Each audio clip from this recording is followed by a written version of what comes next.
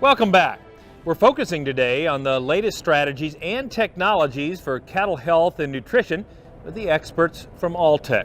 So we've talked a lot so far today about setting that cow up on a nutritional plane and providing that calf with what he needs to boost both his immunity and growth. Let's talk about the third leg of the stool at the feedlot level or feed yard level.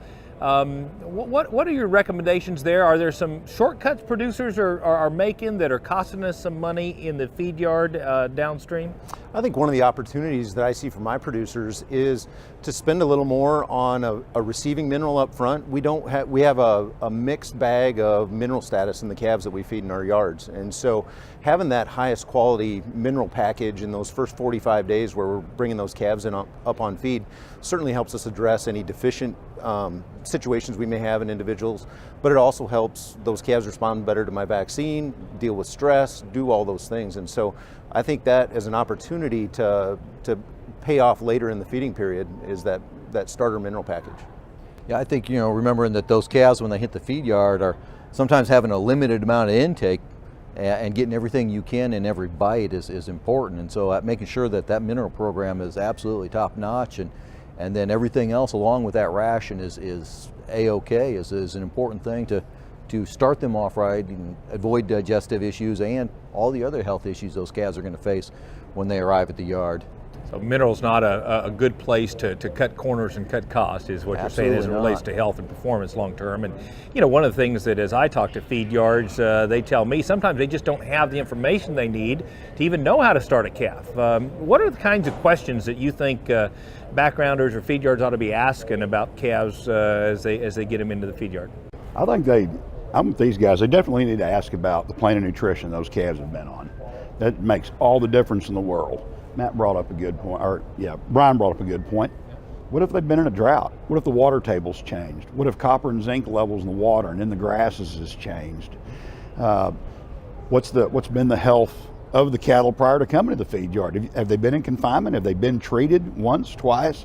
Have they been on antibiotics? Have you had to really work with them? Those are things that a cattle feeder needs to know as those calves are coming into the feed yard. So let's take it back to the biomass product for just a minute, Randy, and what role does biomass play in prepping those calves for their transition to the feed yard? Well, and obviously, if they're on a really good plan of nutrition, we're even better off. Okay. But we're back to digestive tract integrity. We're going to put those calves of mats in Florida on a truck, and they're going to stay on a truck over 24 hours getting the Texas Panhandle more than likely. And their old rumen bugs are dying, their gut's dead, they're dehydrated. Anything we can do prior to putting them on that truck, something like biomass, for example, and keeping that digestive tract healthy, is going to help us on the other end when we get them at the feed yard.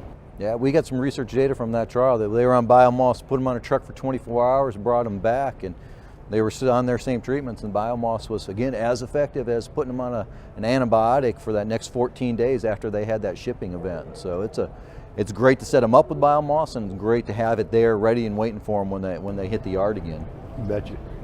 And health-wise, I love a calf that starts on feed, and so they're going to respond better to my vaccines. I'm going to pull less of those cattle. It just strings all the way through that whole feeding period for that calf. Well, and as I think about it, when you tie together things like the VFD, the increasing cattle supply, the fact that feeders going to be able to be a little pickier about the kind of cattle they purchase, that really it's going to behoove all of us to make certain that we have the best, most healthy calves that are going to go on and perform for the next segment of the cycle. And so I guess I'd ask the final question, and maybe start with you, Dr. Ursulum, of what recommendations, in summary, do you have for folks to improve both the performance and the profitability of their operations? I think, Kevin, remind our producers that it's starting with the cow first. That is our basic production unit, and so we've got to treat her right, give her the resource that she needs to grow that fetus, grow that calf, drop that calf on the ground and give it a good healthy start. And so that's a nutrition program, that's adequate minerals, and then it's using some other technologies to make sure that we've created a scenario for success for the cow, the calf, and the producer.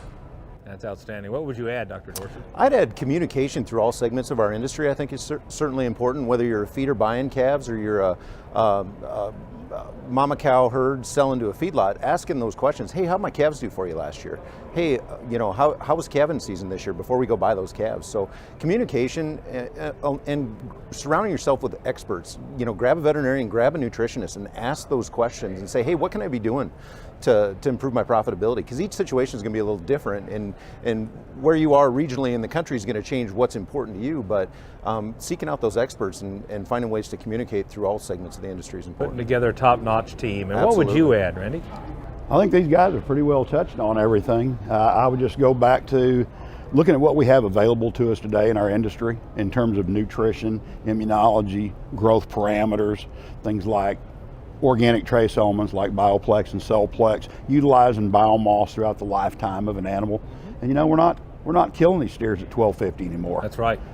We're Taking them big 1,400, Yes, 1,500 I pound guarantee you. end weights, aren't we? And So, putting more stress on those putting cattle more stress on them, as, you bet we you. move forward. Well, it's Yeah. certainly a holistic system that we need to think about, and it is a combination of genetics and nutrition and vaccines and having the tools in the Management toolbox. being where it should be. Absolutely.